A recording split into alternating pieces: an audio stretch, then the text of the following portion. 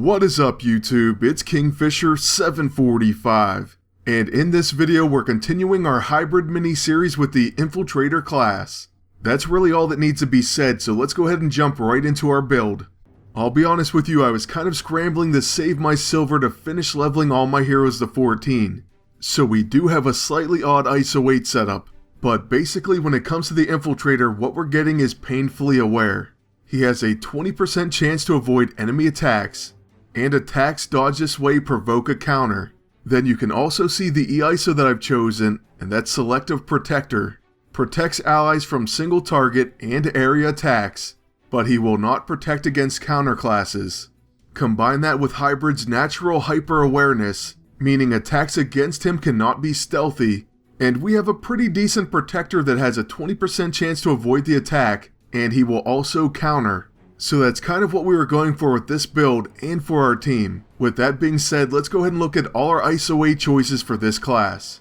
We start out really normal for us and very similar to the Blaster class, and that's going to be with 4 times Forceful. After this we kind of went off path, and we were in silver management mode, so I used the 2 proficient ISO 8 that we already had. Now at the same time I was thinking evasion may not be bad, so we also threw in a Mercurial, and then before that all started we did have 1 bulky.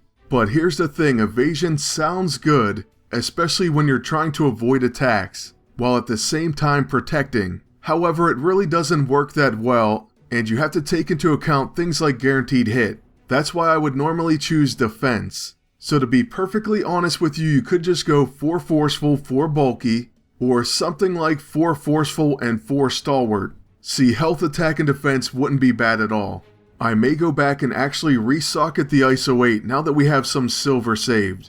But there you have our normal ISO 8 setup, and even better, my actual recommendations. Then like I said, we do have Selective Protector, and that comes from Red Knight. So the Red Knight Empowered ISO 8 is another hybrid character specific EISO, and I think it does have quite a few uses. Here we're hoping to protect and counter, plus it would be nice if we ran into a few tactician teams. And in just one moment you'll see how that all plays into our team build as well. Now moving on to our AISO on Riot, we do have Pincushion. This says taking extra damage from counter and follow-up attacks. I'm actually excited to see if this is going to make quite a difference for what we have planned. Also, this is the Pin Down AISO for those who want the official name. Next on our level 2 Agony, we're using a familiar AISO. This time it's actually going to be my favorite, the Quilled. This gives it serrated, so it gains hemorrhage, causing all applications of bleeding to trigger. Now this will come in handy for any time you use Agony because it causes that bleed to trigger right away. But also for the counter attacks. Hybrid will use a move called Backstab, and this also applies bleeding. The same thing goes for his follow-up attacks as well. Then next, when it came to his level 6, it was either the Debilitating AISO, or I did contemplate using the Bursting AISO. That of course goes on a ranged action and it gives it Shield Breaker. But since his teammate also has a ranged action, I went ahead and gave Hybrid the ability to apply to power instead. And finally, for the flanked, we're using the Shifting AISO on our level 9. That's also going to be a big factor for our team build. So who are we using as our team up? Well, we're going with Union Jack. Now Union Jack of course has the passive Allied Forces, which says he has a chance for a follow-up attack when an ally does a counter or a follow-up. Then his V for Victory can also apply flanked, and it becomes a quick action when you have his AISO. And finally, all of his abilities give him a preemptive counter to ranged, melee, and defensive actions. Now obviously this team depends on follow-ups, counters, flanked, and fumbling. Luckily we have it all. And by the way, I did try out this hybrid build with Rocket Raccoon, and it may have been bad luck, but it just did not work very well. Although we were able to beat Molly Hayes and Invisible Woman teams oddly enough. Or maybe not so odd because we did have an AoE ability with the Bursting AISO. That of course applies Shield Breaker to the entire enemy team. Now for my agent setup we're using the Infiltrator Empowered Armor. That way no matter what we can give him combat reflexes. That is for stealthy attacks as well as counters. Then next we had to use the Neuropurge, that way we could stop Iron Fist with that dreaded combo breaker because it would absolutely destroy this team. Plus you don't want Null to keep hitting you with Fatal Fists. Then we're using the weather control device kind of as a substitute cube, but it also does have that exhausted. Next we have the Blind Justice, which gives our team 1 for all and all for one. So this causes them to have a chance to join in on attacks, as well as to retaliate when an ally is attacked. So we're using this because it can also trigger Union Jack. And finally, I thought I would give the High Capacity Incinerator unit a chance. It's an AoE that can proc a follow-up attack, it causes burning, and it gives our agent adrenaline. What I was hoping is if it did a follow-up attack, it could maybe proc Union Jack to hit every one of the targets as well. So hey, we are using 2 free weapons in this build. Oh, and as you can see, we also did apply Bursting AISO to Union Jack's level 1. This definitely comes in handy against any Invisible Woman team.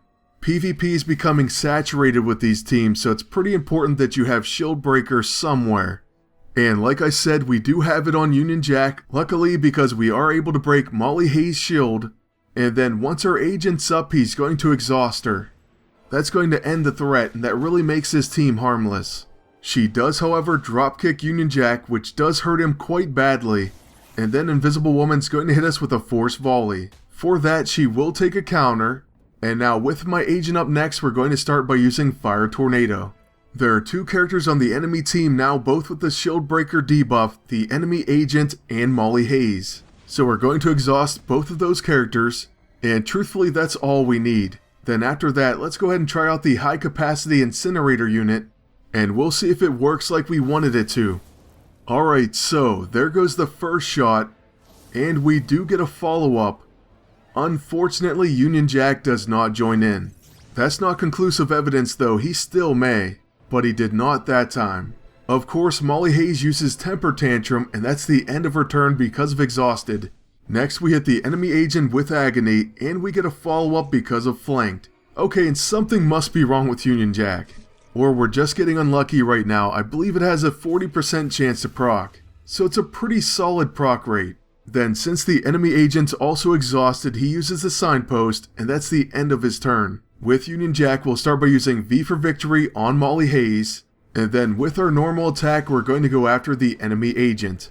This time I'm going to go with Over the Top, that way we'll preemptively counter defensive actions, and we should also get a Service Revolver follow-up attack. That means we'll also preemptively counter ranged attacks. So thank you, Invisible Woman. Typically on these teams, she is going to be an Infiltrator rather than a Blaster. Now with Invisible Woman, sometimes she will force cage, and that does get annoying, but instead this one packs a punch with her AoE. Luckily, my entire team still remains alive. And with that, we're going to use the Warm Zephyr. It's not a huge heal, but it does give us some health back, and it removes our debuffs.